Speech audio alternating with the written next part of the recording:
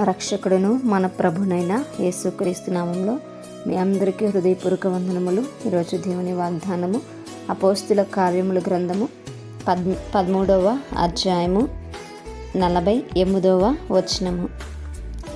అన్యజనులు ఆ మాట విని సంతోషించి దేవుని వాక్యమును మహిమపరిచిరి, మరియు నిత్య జీవమునకు నిర్ణయింపబడిన వారందరూ విశ్వసించిరి. హల్లెలూయా. మరి ఇక్కడ దేవుని యొక్క వాక్య భాగం పౌలు గారు బర్నబా గారు బోధిస్తూ ఉన్నప్పుడు అన్యజనులు అనగా యూదులు కాక మిగిలినటువంటి జనాంగం ఎవరైతే ఉన్నారో వారు అన్యజనులుగా పిలువబడుచున్నారు. మరి వారు వాక్యము విని ఏం చేస్తున్నారంటే చాలా సంతోషిస్తున్నారట. మరి మనము వాక్యం వినేటప్పుడు ఎలా ఉంటున్నాము మనం పరిశీలన చేసుకోవాలి. మరి దేవుడు అన్యజనులకు వెలుగుగా మనల్ని నియమించున్నాడు. మనందరికీ ఆ విషయం తెలిసిందే. మీరు వెలుగై ఉండాలి అనేటువంటి వాక్యము దేవుడు మనకి తెలియజేశాడు. మరి ఈ మాటలు ఎప్పుడైతే పౌలు గారు తెలియజేస్తున్నారో మరి అప్పుడు వారు చాలా సంతోషపడుతున్నారు.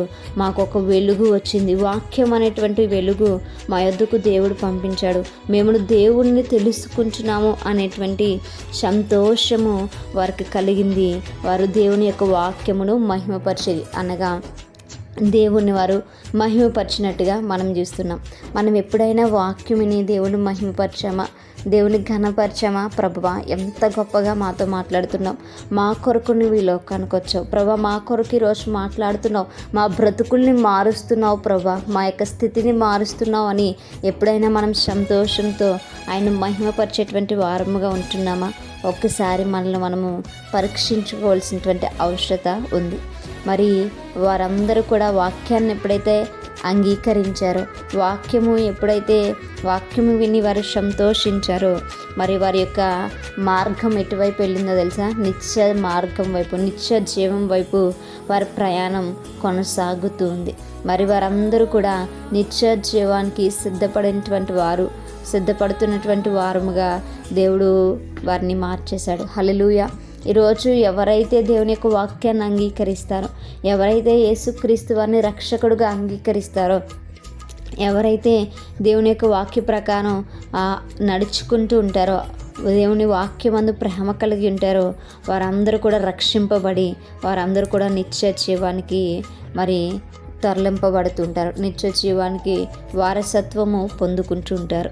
మరి ఎవరైతే దేవుని యొక్క వాక్యమందు విశ్వాసం ఉంచరో, ఎవరైతే దేవుని యొక్క కార్యముల యందు లక్ష్యం ఉంచరో, ఎవరైతే దేవుణ్ణి ప్రేమించరో, దేవుణ్ణి విశ్వసించరో, వారందరూ కూడా మరి నాశనం వైపు అడుగులు వేస్తుంటారు. మనము మన ఎదుట ఉంచబడినటువంటి మార్గము సరిగ్గా ఎన్నుకునేటువంటి వారముగా మనం ఉండాలి. వాక్యాన్ని అంగీకరించేటువంటి వారు మరి నిత్య రాజ్యాన్ని కూడా స్వతంత్రించుకుంటారు. వాక్యమును అంగీకరించలేనటువంటి వారు, మరి దేవుని యొక్క మరణ పునరుద్ధానములు నమ్మలేనటువంటి వారు ఎన్నటికీ కూడా నిత్య రాజ్యాన్ని చేరలేరు అనేటువంటి విషయము దేవుడు చాలా స్పష్టంగా తెలియజేస్తున్నాడు.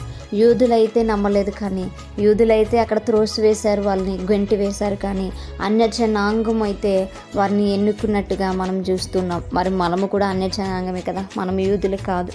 అయినా దేవుడు తన యొక్క రక్షణను మన యొద్దకు పంపి ఉన్నాడు కనుక మనము నిత్య జీవం కొరకు ఏర్పరచబడినటువంటి వారై మనము కూడా విశ్వసిస్తే మనము కూడా వాటిని స్వతంత్రించుకుంటాం.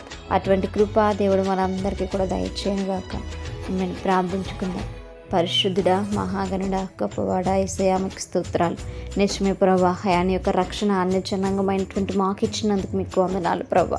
నీ యొక్క వాక్యము మాకు నాయన తెలియజేస్తున్నందుకు మీకు వందనాలు. అయా ఈ రక్షణ సువార్తను చేపట్టుటకును మాకు సహాయం దయచేయమని మిమ్మల్ని మేము మార్చుకుంటున్న ఆయన నీలో ఎదుగుటుకున్న సహాయం దయచేయమని, మా ప్రార్థన ఆలకించి అంగీకరించమని, ఈ యొక్క ప్రార్థన దయచేసి మీ పాదసాన్ని చేర్చుకోమని ఈ అతి పరిశుద్ధ నామంలో అతి మిక్కలునేముగా బ్రతిమలాడి వేడుకుని పొందించిన మా ప్రియ పరలోకపు మా కన్న తండ్రి. Praise the Lord everyone. May God bless you all.